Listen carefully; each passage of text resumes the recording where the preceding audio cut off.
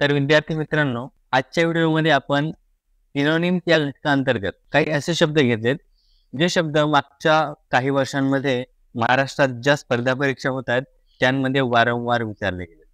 असे जे मोजकेच शब्द आहेत, ते आपण आजच्या या व्हिडिओमध्ये घेतलेले आहेत. हे जे शब्द आहेत, ते अनेक वेळा महाराष्ट्रात होणाऱ्या स्पर्धा परीक्षांमध्ये विचारले गेलेले आहेत, म्हणून ते घेणं गरजेचं होतं. आणि तुम्हाला माहितीच आहे की हे जे शब्द आहेत, हे रिपीट होत असतात. म्हणून आज आपण काय करूया, त्या शब्दांची प्रॅक्टिस करूया, त्यांचा अर्थ समजून घेऊया आणि त्याची उत्तरं काय असू शकतात ते आपण जे पर्याय दिलेले आहेत प्रश्नाखाली त्यांचा विचार करून पाहूया. हा जो सराव प्रश्नसंच आहे तो पहिल्या क्रमांकाचा आहे. महाराष्ट्रात होणाऱ्या सर्व स्पर्धा परीक्षांसाठी याचा उपयोग तुम्हाला होणार आहे. मग तुम्ही कोणतीही परीक्षा देत असाल तरी त्यामध्ये तुम्हाला या शब्दांचा उपयोग होणार आहे. ठीक आहे. तर या ठिकाणी आपला पहिला शब्द तुमच्या समोर आहे, जो द सिनोनिम ऑफ युबिक्युटस. युबिक्युटस हा जो शब्द आहे, यासाठी आपल्याला सिनोनिम शोधायचा आहे. हा जो शब्द आहे याचा अर्थ सुरुवातीला आपल्याला समजून घेणे गरजेचं आहे. युबिक्युटस हा जो शब्द आहे याचा अर्थ होतो सर्वव्यापी. युबिक्युटस म्हणजे सर्वव्यापी. आता आपण काय करूया, जे ऑप्शन्स आहेत त्यांचे सुद्धा अर्थ पाहून घेऊया. पहिला जो शब्द आहे म्हणजे पहिला जो ऑप्शन आहे तो आहे स्कॅर्स. स्कॅर्स म्हणजे काय, तर दुर्मिळ. स्कॅर्स म्हणजे दुर्मिळ. त्यानंतर दुसरा ऑप्शन आहे अबंडंट. अबंडंट म्हणजे पुरेपूर. अबंडंट म्हणजे पुरेपूर.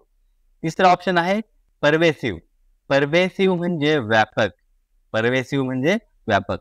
त्यानंतर आहे ऑब्सोलेट. ऑब्सोलेट म्हणजे अप्रचलित. ठीक आहे. तर आपण शब्दाचा अर्थ पाहिला, युबिक्युटसचा अर्थ पाहिला सर्वव्यापी.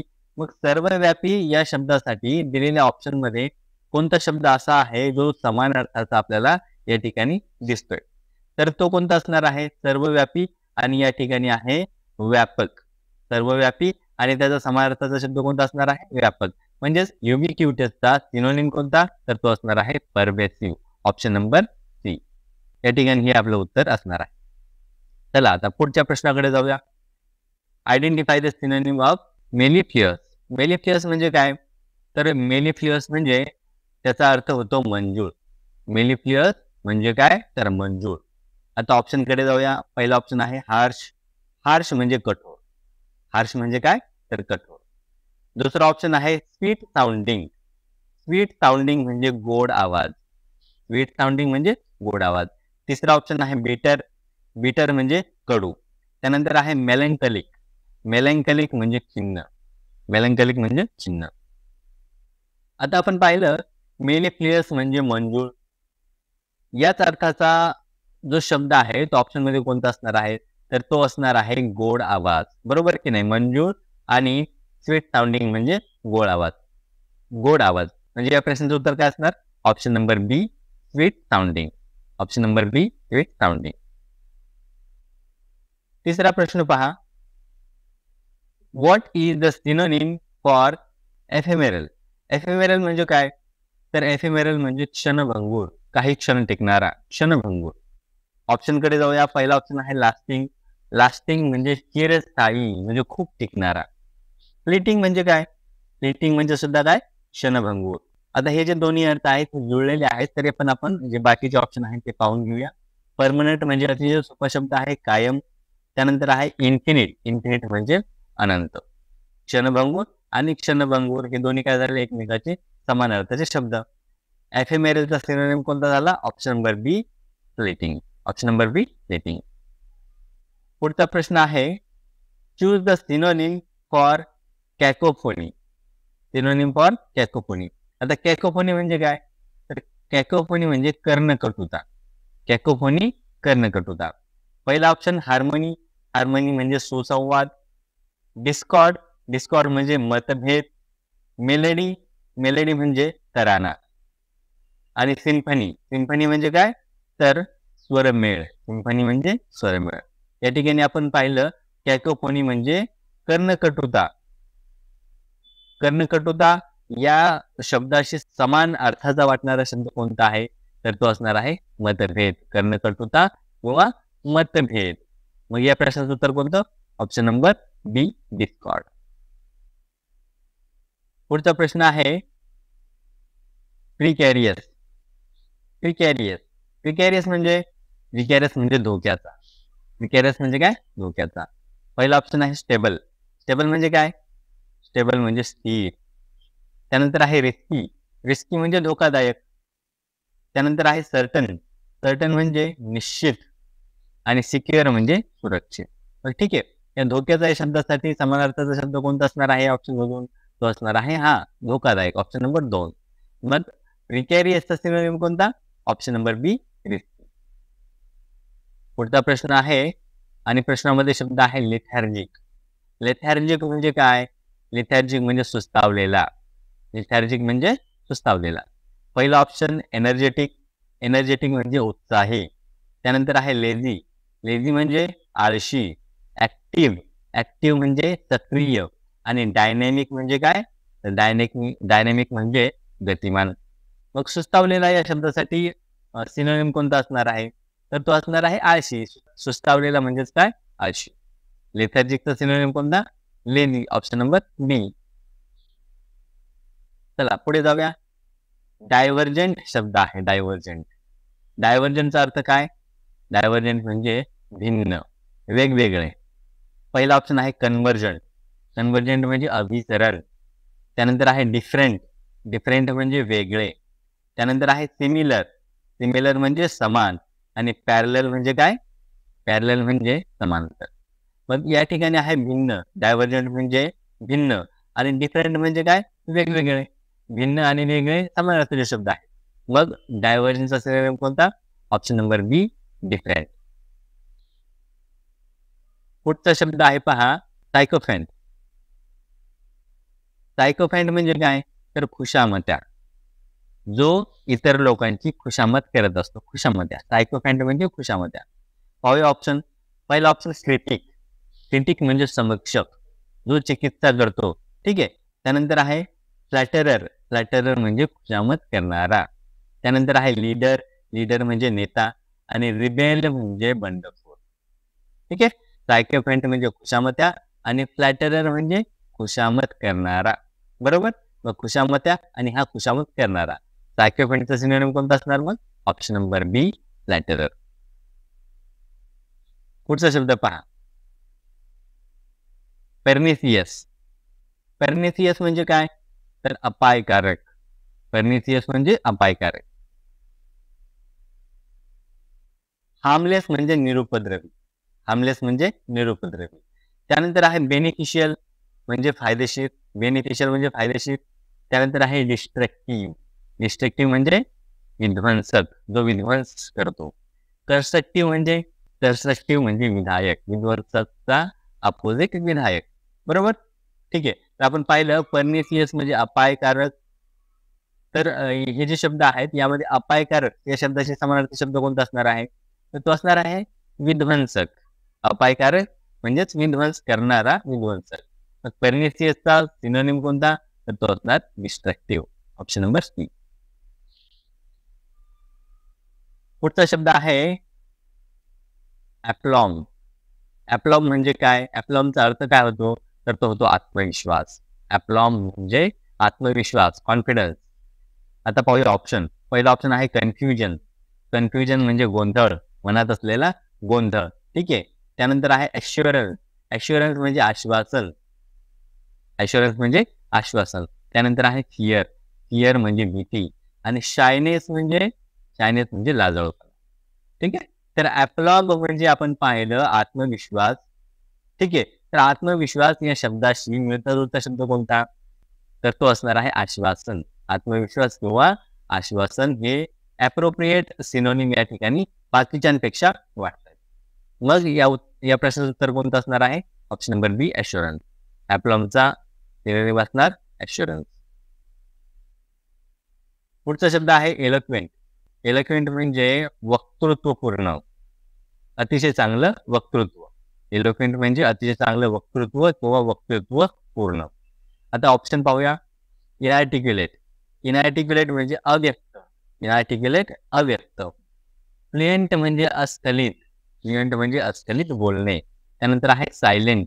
सायलेंट म्हणजे मूक किंवा शांत. आणि वर्णी म्हणजे शब्दबंबाळ. वर्णी म्हणजे शब्दबंबाळ, निरर्थक असं बोलत राहणे. ठीक आहे. तर इलोक्वेंट म्हणजे आपण पाहिलं वक्तृत्वपूर्ण. मग या शब्दाशी मिळता शब्द कोणता? तर तो साहजिकच तो असणारा आहे अस्खलित किंवा अस्खलित बोलणे. म्हणजेच काय? वक्तृत्वपूर्ण बोलणे. मग इलोक्वेंट या शब्दाचा सिनोनिम कोणता असणार? तो असणार आहे ऑप्शन नंबर बी, फ्लुएंट. पुढचा शब्द पहा, डेबिलिटेट. डेबिलिटेट म्हणजे कमजोरपणा. डेबिलिटेट म्हणजे कमजोरपणा. ठीक आहे. आता ऑप्शन पाहूया आपण. स्ट्रेंथन. स्ट्रेंथन म्हणजे बळकट करणे, मजबूत करणे. त्यानंतर ऑप्शन नंबर बी आहे वीकन. वीकन म्हणजे कमकुवत किंवा कमकुवत करणे. सी, 45. 45 म्हणजे काय? मजबूत करणे. 45 म्हणजे सुद्धा काय? तर मजबूत करणे. इनविगोरेट. इनविगोरेट म्हणजे उत्साह वाढवणे. इनविगोरेट उत्साह वाढवणे. आपण पाहिलं डेबिलिटेट म्हणजे कमजोरपणा. डेबिलिटेट म्हणजे कमजोरपणा आणि वीकन म्हणजे कमकुवत. दोन्ही समान अर्थाचे शब्द आहेत. डेबिलिटेटचा सिनोनिम कोणता? ऑप्शन नंबर बी, वीकन. पुढे आहे रेवेरी. रेवेरी म्हणजे काय? तर रेवेरी म्हणजे तंद्री. रेवेरी म्हणजे तंद्री. पहिला ऑप्शन आहे डे ड्रीम म्हणजे दिवा स्वप्न. डे ड्रीम म्हणजे दिवा स्वप्न, दिवसा डोळ्या स्वप्न पाहणं. त्यानंतर आहे नाईटमेअर. नाईटमेअर म्हणजे दुःस्वप्न. नाईटमेअर म्हणजे दुःस्वप्न. त्यानंतर आहे रियालिटी. रियालिटी म्हणजे रियालिटी म्हणजे वास्तव. वास्तव. त्यानंतर आहे डेल्युजन म्हणजे भ्रम. डेल्युजन म्हणजे भ्रम. तर या ठिकाणी रिवेरी म्हणजे आपण पाहिले तंद्री, आणि तंद्री या शब्दाशी मिळता शब्द कोणता? तर तो आहे दिवा स्वप्न. काय? दिवा स्वप्न, दिवसा डोळ्या स्वप्न पाहणे. आणि या ठिकाणी आपण म्हणतो की तंद्री लागणे, त्या प्रकारे त्याचा अर्थ होतो. म्हणजे रेवेरी या शब्दाचा सिनोनिम असणार आहे day dream. Option number A. पुढचा शब्द आहे म्युनिफिसेंट. म्युनिफिसेंट म्हणजे म्युनिफिसेंटचा अर्थ होतो उदार. म्युनिफिसेंट म्हणजे उदार. ऑप्शन नंबर ए आहे स्टिंगी. स्टिंगी म्हणजे कंजूस. स्टिंगी म्हणजे कंजूस. त्यानंतर आहे जेनरस. जेनरस म्हणजे उदार. थ्रिफ्टी म्हणजे काटकसर. काटकसर करणारा. ग्रेडी म्हणजे लालची. ग्रेडी म्हणजे लोभी किंवा लालची. या ठिकाणी म्युनिफिसेंट म्हणजे आपण पाहिलं उदार, आणि जेनरस म्हणजे सुद्धा काय? उदार. मग या प्रश्नाचं उत्तर ऑप्शन नंबर बी, जेनरस. पुढचा प्रश्न आहे रेसिलियंट. रेसिलियंट म्हणजे काय? तर रेसिलियंटला मराठीमध्ये म्हणतात लवचिक. रेसिलियंट म्हणजे लवचिक. आता पाहूया ऑप्शन. पहिला ऑप्शन आहे फ्रेगाईल. फ्रेगाईल म्हणजे नाजूक किंवा त्याला आपण ठिसूळ म्हणू शकतो, जो फुटणार आहे किंवा फुटू शकतो असा. त्यानंतर आहे फ्लेक्झिबल. फ्लेक्झिबल म्हणजे लवचिक. फ्लेक्झिबल म्हणजे लवचिक. आणि रिजिड म्हणजे कठोर किंवा दृढ. त्यानंतर आहे ब्रायटल. ब्रायटल म्हणजे काय? ब्रायटल म्हणजे ठिसूळ. ब्रायटल म्हणजे ठिसूळ. या ठिकाणी ऑप्शन नंबर, या ठिकाणी रेसिलियंट म्हणजे आपण पाहिलं लवचिक, आणि फ्लेक्झिबल म्हणजे सुद्धा काय? लवचिक. दोन्ही समान अर्थाचे शब्द आहेत. रेसिलियंट आणि फ्लेक्झिबल. ऑप्शन नंबर बी. एक्झॅर्बेट. एक्झॅर्बेट म्हणजे काय? तर चिघळवणे. एक्झॅर्बेट म्हणजे चिघळवणे. Option number A, एलिव्हिएट. एलिव्हिएट म्हणजे शमावणे. एलिव्हिएट म्हणजे शमावणे. त्यानंतर आहे ॲग्रेवेट. ॲग्रेवेट म्हणजे बिघडवणे. ॲग्रेवेट म्हणजे बिघडवणे. त्यानंतर आहे इम्प्रूव्ह. इम्प्रूव्ह म्हणजे सुधारणा करणे, एखाद्या गोष्टीमध्ये सुधारणा करणे.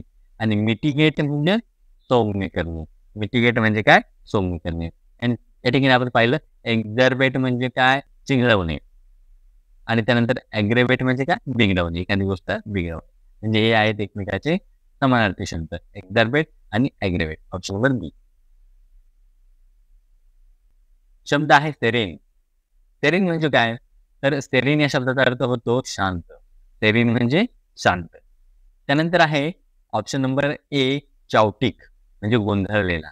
चावटिक म्हणजे गोंधळलेला किंवा एखाद्या ठिकाणी गोंधळ असणे. ऑप्शन नंबर बी आहे काम. काम म्हणजे शांत. काम म्हणजे शांत. नॉइझी म्हणजे गोंगाट असणे. आणि टिमल्टियस. टिमल्टियस म्हणजे काय? टिमल्टियस म्हणजे संकटग्रस्त. टिमल्टियस म्हणजे संकटग्रस्त. या ठिकाणी सेरेन म्हणजे शांत, आणि काम म्हणजे सुद्धा काय? शांत. सिरेनचा सिनोनिम ऑप्शन नंबर बी काम.